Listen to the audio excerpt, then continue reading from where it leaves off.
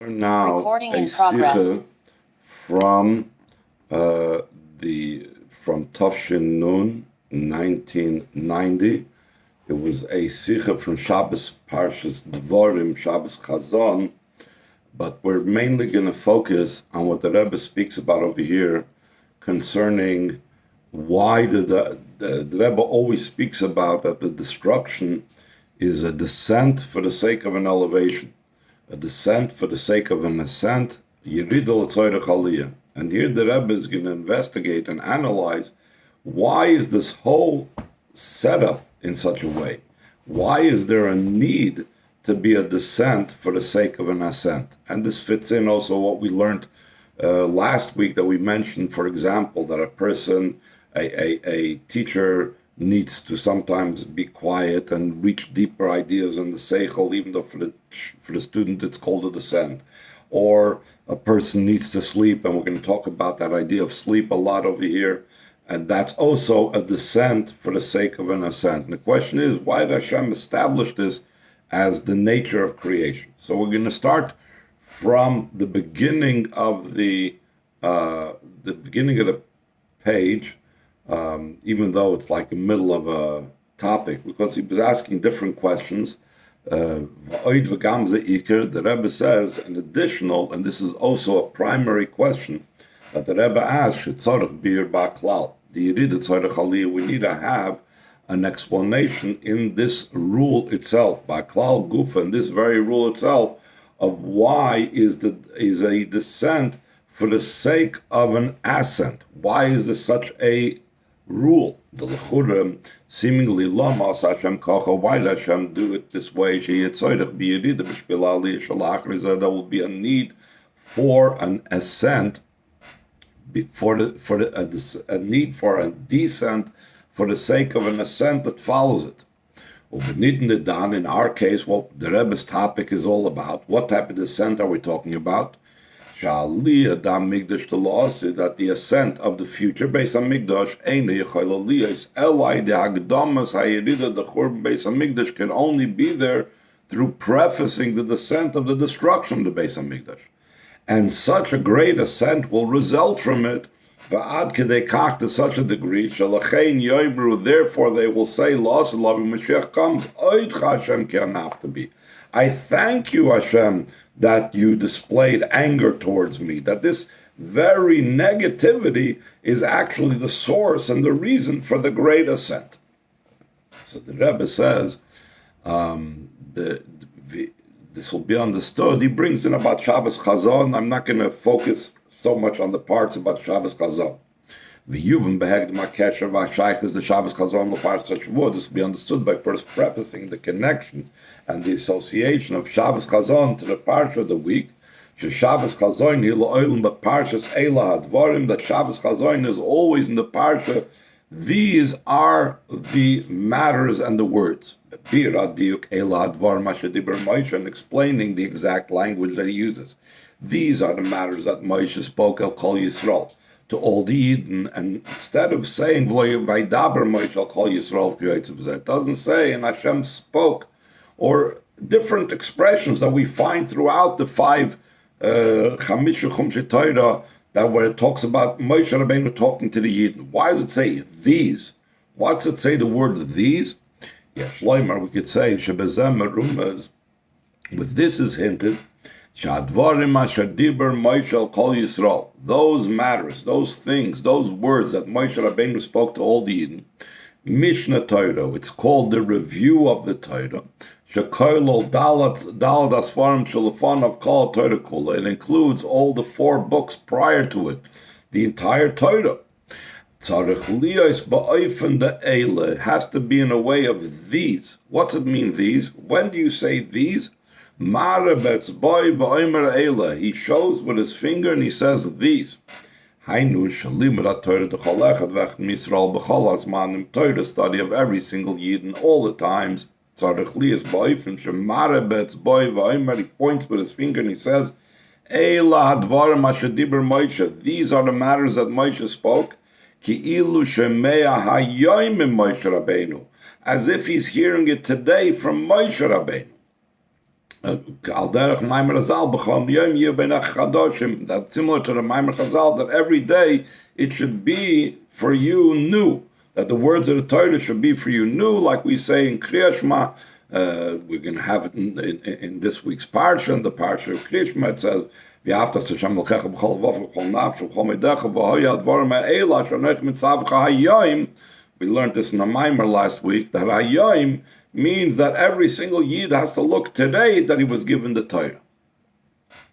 So the top of the next column, the idea behind this is Achidush the Matan Torah b'chol yom, the novelty and uniqueness of the giving of the Torah every single day. Mudgish b'birchas Torah is emphasized in the brachas of the Torah Shabbaskolos Chol Yom that we recite at the beginning of every day. Noisein ha-Torah. We don't just say Nosan Lonos Torah in past tense, but Noisein ha-Torah, the one who gives the Torah, Lashon Hayv in present tense. Shebachol Yom Nasa Matan Torah Mechodesh, every day the giving of the Torah occurs anew.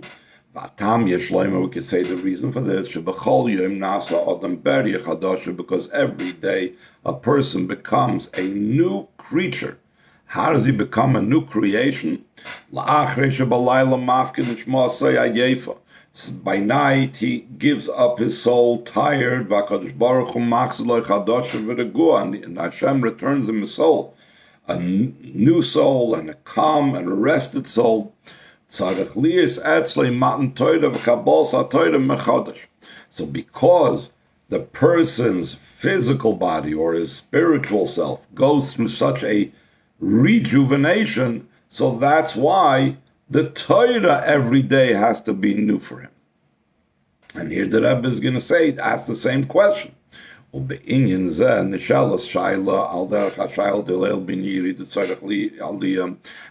matter, the question is also asked, similar to the question that we asked before about a descent for the sake of an ascent.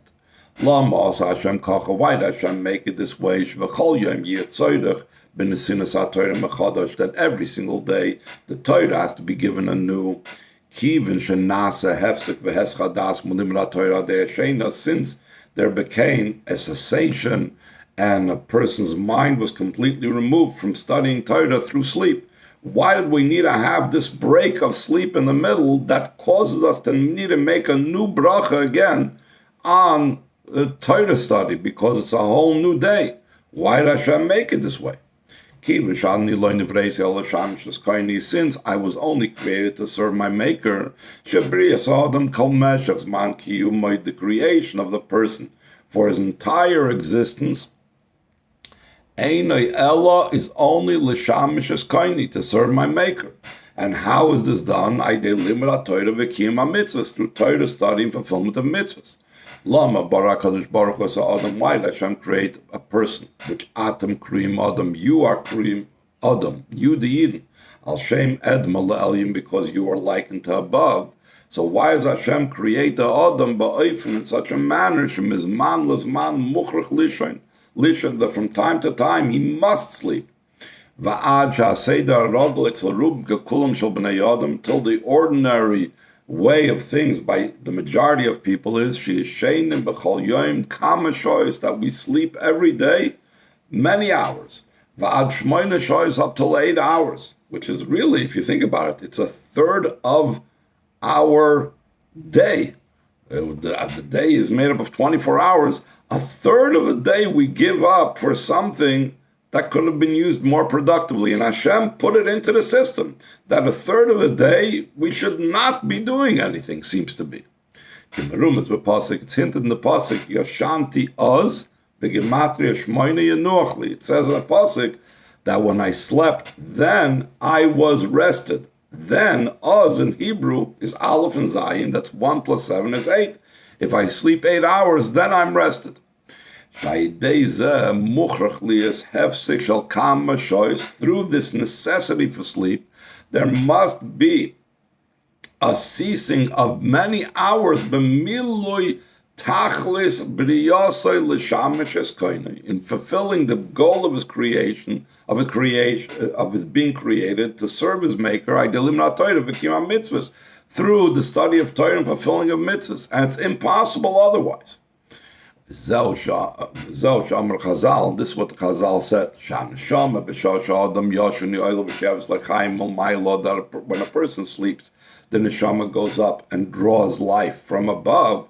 So seemingly that's the explanation for it, because when the neshama sleeps, he gets chayim from above. So why are we asking and making this so terrible?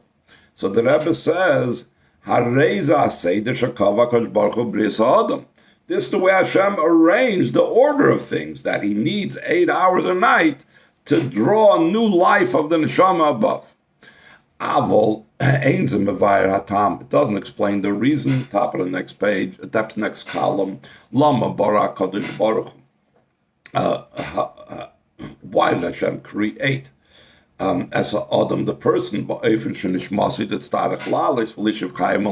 such a way that the person needs to leave, the neshama needs to leave and go up and draw life from above. Hashem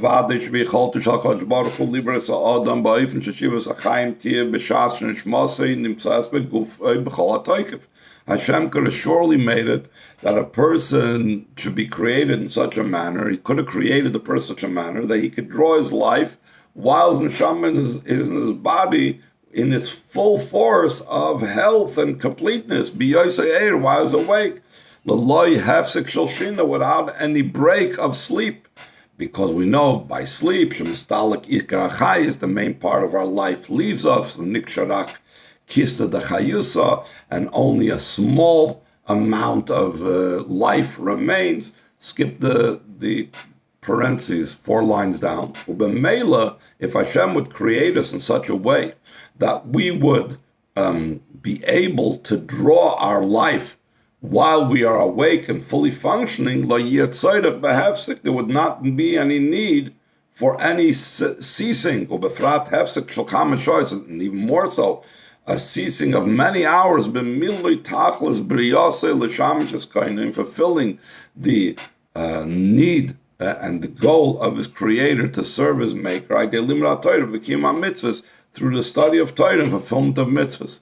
If a person would have, just to give a silly analogy, if a person would have an appliance where he wants to be able to use it whenever he wants, but they tell him, no, I'm sorry, this appliance needs to be plugged into the wall and shut off for 8 hours every day. So he says, I'm not interested in this. I want to be able to turn on my computer and right away use it. I want to be able to turn on my toaster and right away use it. I want to be able to turn on my light and right away use it. Why would Hashem, that wants us to serve him, wants us to accomplish a purpose in this world, makes us in such a way that we have to shut off for 8 hours every day? Third of our day we have to shut off. And if you look at it in the totality of the existence, adding also the amount of time that even when we're younger we have to sleep, so it's like over a third of our lifetime we sleep away. Why is that so? So the Rebbe explains a very interesting explanation to this. I believe this is a unique chiddush of the Rebbe that the Rebbe gives to this. We can say the explanation this is Tachlis B'riyas Adam, the goal of the creation of the person, which is Gemar v'Shleimus HaBriya Klula. The person is the end. He was created last, and the perfection of the entire creation. He lived foil ilui v'Shleimus b'Chol HaBriya Klula, is to effect an ascent and a perfection in the entire creation. Though the way Hashem created the world is in such a way that at the end of the creation he saw that the world was good. In other words, he created a perfect world. The Kol Makom still in old it says that Hashem created to do. And the Chazal ask, what's it mean to do? What's doing? Who's doing? When doing? So the Chazal explain what's the meaning of the word bara lekim lasis, to do, lisake, that we have a job now to repair and fix up and complete and perfect. So it should become added a novelty and a uniqueness in the avodah of a person. that a person adds to the creation. Through that, he partners in the creation with Hashem. Hashem created the world, and we are given a job to improve upon the world that Hashem created. And this thing that we improve and we add to the world, is accomplished through fulfillment of Torah mitzvahs. It brings down holiness in the world. It affects an ascent and a uplifting in the nature of the world. The Matan Torah, like the expression of Chazal concerning the novelty of Matan Torah, the uniqueness of Matan Torah. Those below should arise above. Hainu. What does this mean? We are improving the creation which is below. The way Hashem created the world, so whatever item I'm involved with a mitzvah, it's considered a tachten. It's considered something below, something in a low level. Through the fact that a person fulfills Torah mitzvahs, it goes up to above, from the orim nisi, until such a way that I raise up my nace. Nace is from the word kemoy hanes alahorim, like a flag and a banner upon the mountains. Nace v'harama gam legabe ahar. It's something that's considered a banner and higher even in comparison to a mountain. A mountain itself is higher than a plain. How, when we raise up the Torah mitzvahs from Tachtoinim to Bilal Yoinim, it's like the novelty and uniqueness of a miracle over nature. Top of the next column. And similarly, the avoid of the person himself, after he accustoms himself to a certain type of service, until it becomes natural to him.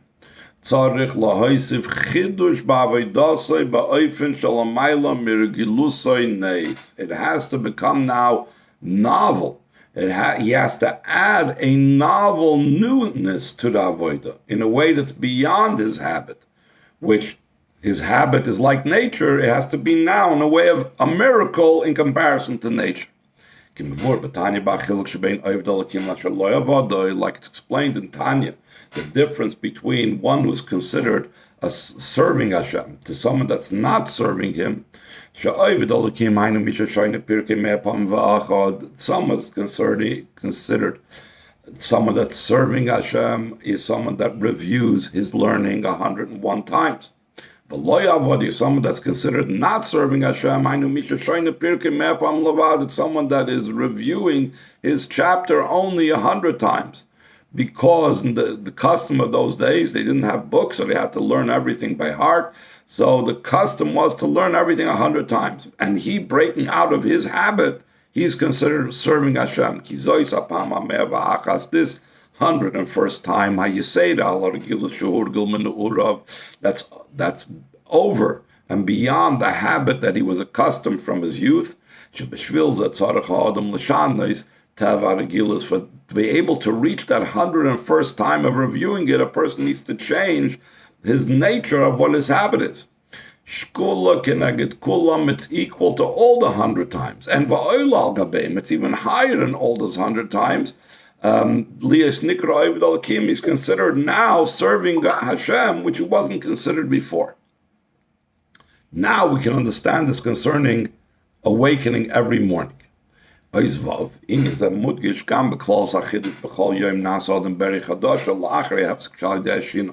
This is emphasized in the general novelty and uniqueness that every day a person becomes a new creation after the cessation that happens through sleep.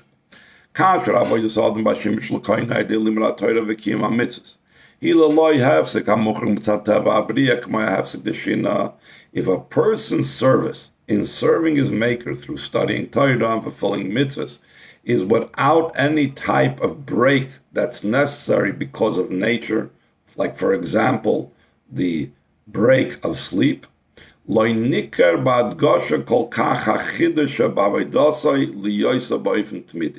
It's not so recognizable, the novelty of his avodah, because it's in a constant fashion.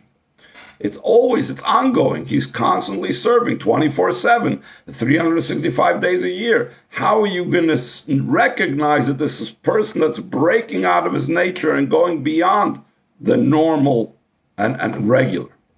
Not only that, even if he's working 24/7. And this moment number 2, it's in addition and over what he's accustomed to. It's an ongoing continuation to his general constant avodah. So it's not recognizable as something new and novel and out of the box. According to this, we'd explain. According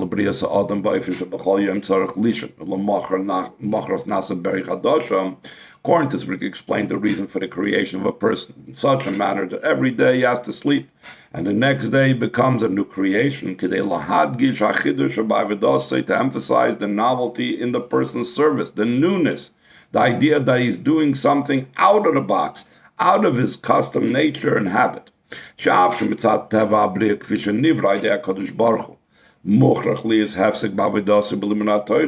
out of his nature of the creation, the way he was created by Hashem, there must be a ceasing in his avodah and the Torah study, the kiyum mitzvahs and the fulfillment of mitzvahs.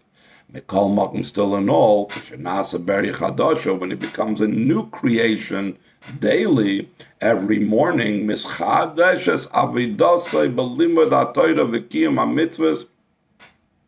it becomes renewed his avodah in his study of Torah and fulfillment of mitzvahs.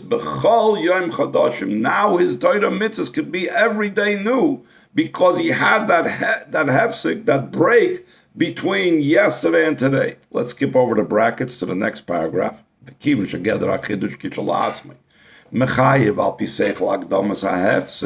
Since the entire idea, the category of something that's new, for something to be new, it demands, it needs that there should be a cutoff, there should be a separation.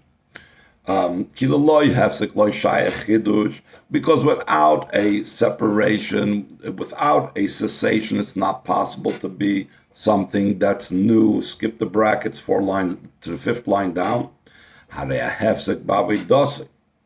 So this ceasing in his avodah, because of the nature of the creation,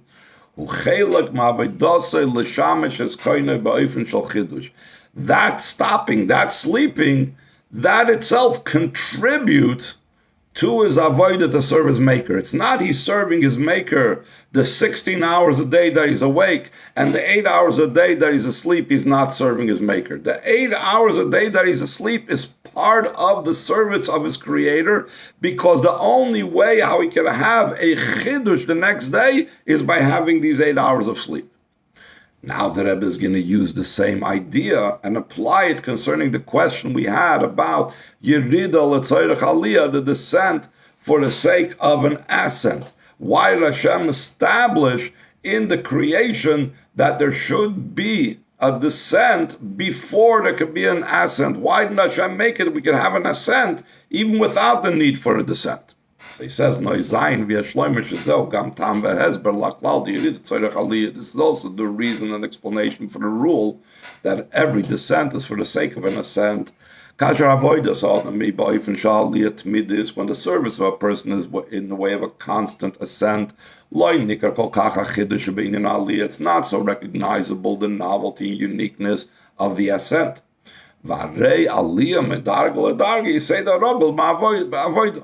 This ascending from level to level is a normal order in a person's avodah. Mailim b'kodesh, we go up in holiness. The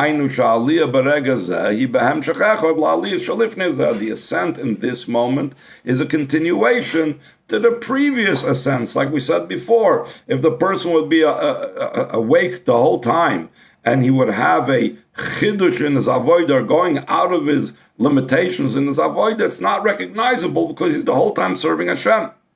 As opposed to after there is a stop in the ascent. How? Because of the descent. Zayin Nikr, then it's recognizable, top of the second column. Mudgish b'yais, and even more emphasized, the novelty and uniqueness of the ascent. Because of the novelty and uniqueness of the ascent, that comes after the stop of the descent, made of the stop in the elevations, in the ascents. Nasagam Haliyah be'atzma ba'oifen naila yoser. So then the ascent itself becomes in a higher way. We're going to skip a little bit to the next page, to the second paragraph. V'nekudas ha'inyan, the point of the idea is the shemaimed umatzav sheba'or v'gilui.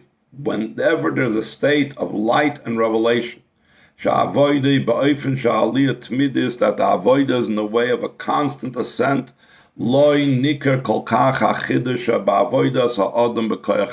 it's not so recognizable the person's own avodah, his accomplishments, what he's bringing to the table. Like we said before, that we need to increase and add to the creation and elevate the creation.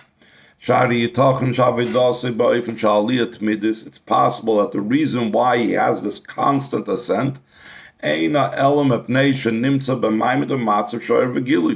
the reason why he's constantly ascending like a tzaddik that's constantly doing good is because that's what he's in. He's always in a state of light and revelation.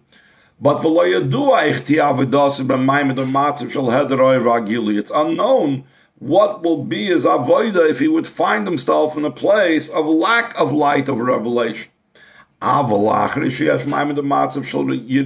after there's a state and situation of descent, until the ultimate descent, that there's nothing beneath it, and despite that descent, this doesn't affect him, and he does avodah with his full strength and power. Then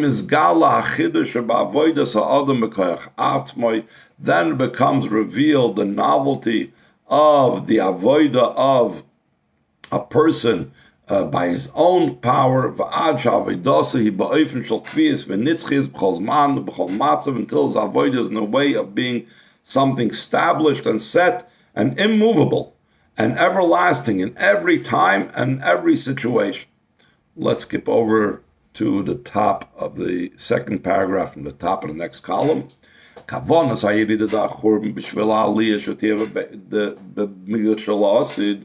intention of the descent, of the destruction, which is for the sake of the greater ascent. That's going to be in the future Beis HaMikdash.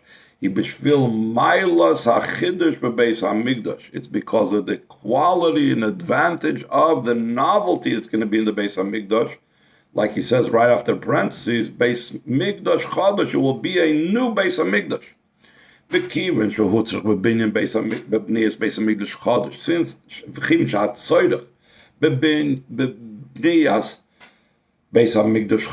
since the need in the building of a new Beis HaMikdash,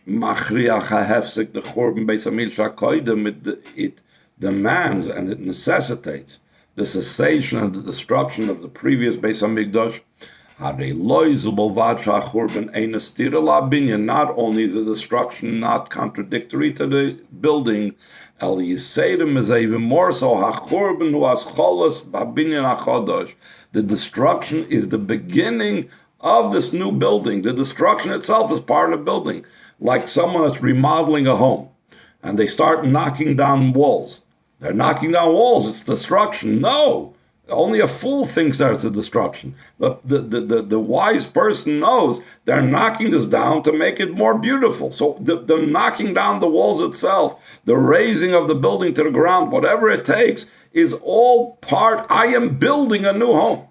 You ask the person that's busy knocking down the walls of his home, what are you doing? He's not going to say, I'm destroying my house. That's not what he's going to say. He says, I'm building a new house. What building do you see? You see him taking a hammer and a chisel. You see him, a bulldozer, knocking down the walls.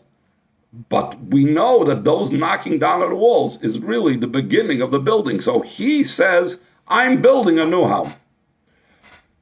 Let's skip over to the next page, to Ois Tes, Valpia, according to what we just now said. Through the novelty, that after the cessation becomes an even greater elevation, moving it's understood,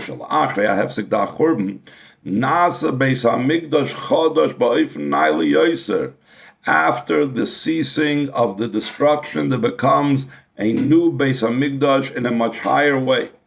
It says, Gadol yir kvoid abayis hazeh ha'achron min harishon. The Navi says, Chagi says, that it'll be greater, the glory of this final home than the first home. What is this final home referring to? The Chazal said that's referring to, top of the next column, al bayis sheni, on the second Beis HaMikdash. What is greater in the second Beis HaMikdash over the first Beis HaMikdash? So the Chazal explains, it was bigger, the building itself was a taller building. It was high, its height was 100 amas, which was not the height of the first Beis HaMikdash. Ubishanim. And another opinion explains that it was greater in years. Bayis Rishon Amad Daled Meis Vesachot. The first Beis HaMikdash stood for 410 years. Bayis Sheni Daled Meis Vesachot. And the second Beis HaMikdash stood for 420 years. Remember those numbers, they'll come up later on. Vazbar Bezal Pia Amor, the explanation in this. Why would the second Beis HaMikdash be greater than the first Beis HaMikdash? Based on what we said, Shebinyan Beis HaMikdash, Chadash, that building a new Beis HaMikdash, La'achrei HaHefsek, the Churban Beis HaMikdash Shalavanov, after the ceasing of the destruction of Beis HaMikdash that preceded it, Hunai Yoiser, must be higher, or else it's like saying, I went to sleep, I woke up, I'm just as tired as before. You can, or you need to have that the idea of the Beis HaMikdash had to have improved in the second Beis HaMikdash after the destruction of the first. Now, if the destruction of the first was improved after 70 years, how much more so is the improvement after our long Geulas? And similarly, and how much more so concerning the third Beis HaMikdash, that because of the novelty of it, after such a great ceasing of being the Beis HaMikdash, the destruction of the second Beis HaMikdash, it's incomparable the length of time that the second Beis HaMikdash was destroyed over the destruction of the first Beis HaMikdash. The destruction of the first Beis HaMikdash was only 70 years. As opposed to the destruction of the second Beis HaMikdash is more than 1900 years already. So it's understood that where we're going to reach with the Geulah, with the third Beis HaMikdash, is incomparable to anything. It'll be in so much of a greater elevation until an incomparable ascent. Like it's brought down the Zohar, an alternative explanation to the pasuk Gadol Yekvoid Abayis Zahachron Min Harishon. The Gemara says Gadol Yekvoid Abayis Zahachron Min Harishon. What's the final house that's greater than the first house? It's referring to the house of the second Beis HaMikdash that Chagi was talking about. But the Zohar explains the inner meaning of it.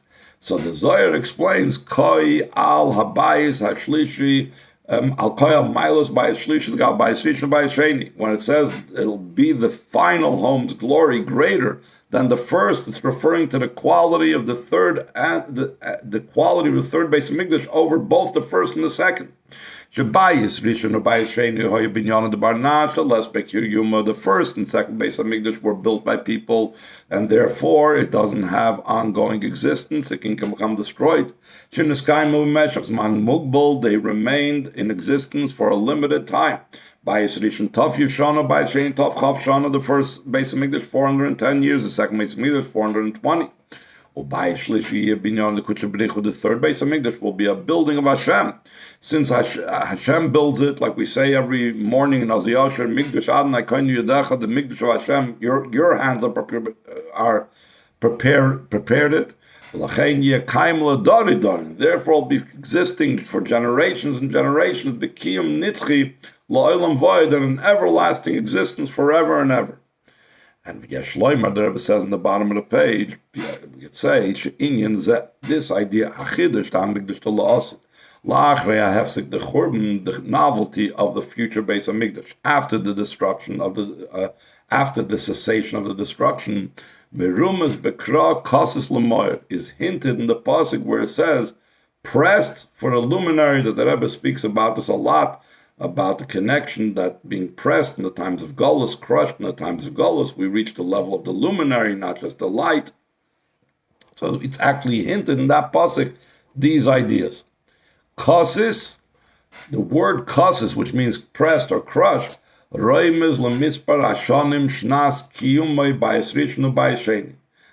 kasis hints at the years of how long the first and the second Beis HaMikdash stood. Kas, the first two letters of kasis, is the Bayis Sheni, that's 420. The is, the Yud and Saf of the word kasis, is the Bayis Rishon, the 410 years of the first Beis HaMikdash. The kasis meloshen Tisha kodesh machteshes. Kasis from the word pressing and crushing. Roimez ala churban the batei magdoshes. It hints at the destruction of the Beis HaMikdash. Those that the 410, 420 year edifices were crushed. Skip the parentheses. Shekiyumam hayel meshach zman tavchuf tavchaf yudjan belvad. They only existed for 420, 410 years only. Valzen Namar concerning this, it says, Kosis Lamoir, Shekavonas HaKurm, Kosis K'tisha, the intention of the destruction, which is the idea of the crushing, He Bishvil HaChidush Va'ilui de Ma'or Shalamayla Me'or. It's because of the novelty and the advantage of the luminary that's higher than the light. It's the Makar, it's the source of the light. Bayis Rishon, Bayis Sheni, the first and second Beis HaMikdash, they were from the level of Hashem's revelations. And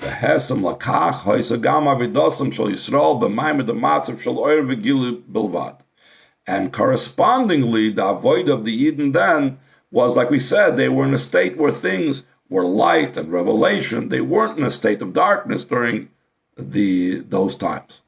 Through the destruction, that there was no light and revelation of the Beis HaMikdash, and the avoid of the Eden was in a state and situation of concealment and covering. Still a double and quadruple darkness of the end of the time of Geulah, which is the worst darkness of the entire Geulah and Churban. Geulah HaChidush b'avodasam shel Yisrael, becomes revealed the novelty and uniqueness and specialness of the avoid of the Eden b'koyach atzmon, by their own service, like we mentioned before, what Yidden bring to the table, what they do, asher baruch im lasis l'sakin, we should accomplish. By days not because of the light and revelation from above. By days through this we reach the luminary, causes l'moyer, pressed to the luminary, Muhusi Vatzmusi is Baruch, Hashem's very essence. Shalamayla ve'eina mugdar klal v'chiras hagiluyim. Hashem's essence is beyond and not limited and defined by any types of revelations. And therefore, when we tap into the ma'or, into the luminary, Hashem's very essence, then umizgala amigdash delasid, then the future Beis HaMikdash becomes revealed. Binyana the kutshabrichu bayis nitzchi, the building of Hashem, an everlasting Beis HaMikdash. Now the Rebbe is going to bring in a little bit Kabbalah over here, not too intense. According to what it's known, the first Beis HaMikdash is a revelation that comes from above. It wasn't the Yidden's accomplishment that they had to do an avodah to bring it down. They didn't have to do any type of avodah. Hashem just told David HaMelech to build the Beis HaMikdash through Shloimeh. It's something that came from above. Keneged Avram Chesed. It corresponds to the level of Avraham Avinu, which is chesed. Chesed is going from above to below. The second Beis Hamikdash is about elevating from below to above, because it was as a result of the Yidden doing tshuva over the 70 years that they were in exile. Keneged Yitzchak Gevura, that corresponds to Yitzchak. And Gevura is like fire going from below to above. Yesh Loimer, we could say as follows: Shaydei Churban Bayis Rishon is Geulah Chidish B'Avodasim Shel Yisrael B'Hamshachim Al Mailamat. Through the destruction of the first Beis Hamikdash was revealed a novelty in the service of a Yid, in drawing down from above to below. By the Churban Bayis Shenim is Geulah Chidish B'Avodasim Shel Yisrael B'Alam Al Matal Mailam, and through the destruction of the second Beis Hamikdash is revealed the avodah of the Yidden, the novelty in the Yidden's avodah, in their ascent from below to above. In addition to what they accomplished in Geulas bubble, now they are doing it totally in a new way, like it's a new avodah after one sleeps. The main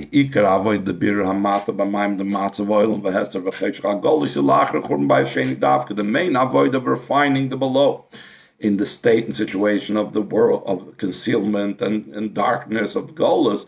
When did we have it? Primarily, specifically after the destruction of the second Beis Hamikdash.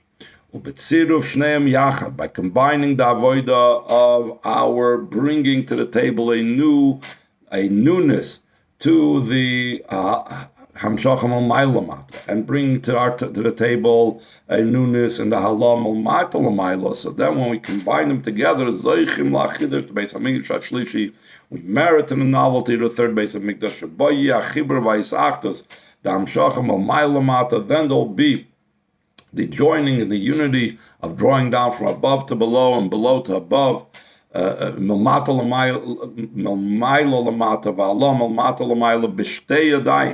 In two hands, it says Migdash Hashem koinenu yodecha on the plural, both hands of Hashem.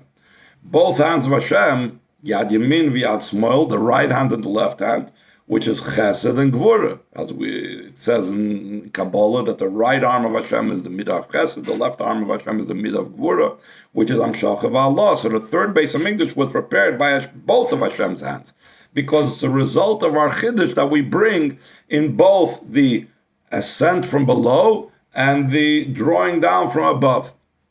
The Shekiven Sheyir by Geulah Atzma, since there will be the revelation of Hashem's essence, connected Yaakov, that corresponds to Yaakov Tiferes.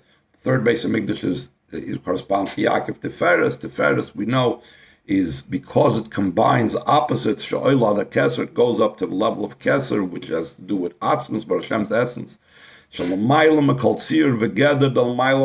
That's beyond any type of form and any type of definition of above and below. Hashem's essence is beyond those definitions.